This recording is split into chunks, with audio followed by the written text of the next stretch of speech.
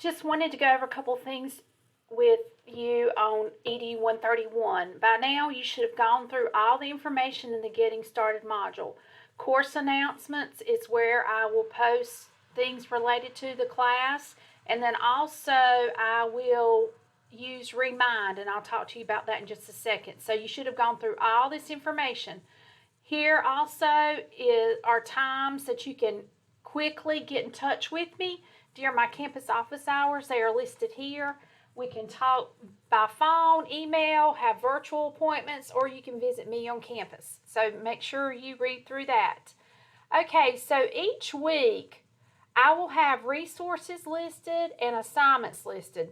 Some weeks I'll have in the resources like click here to listen to instructor notes or click to listen. It's real important that you click on this because I go over information related to the module. It might be lecture notes, it might be PowerPoints, but it's important that you listen.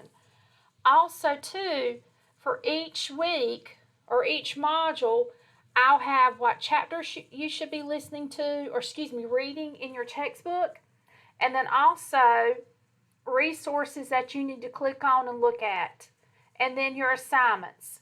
Now, please keep in mind that as far as the resources that are listed in the resource section, you need to make sure you look at those because I can tell if you have viewed them or not. Also, this is what the cover of your textbook looks like. If you're using Cengage Unlimited, this is the book that you want to look for. The book is required for the course.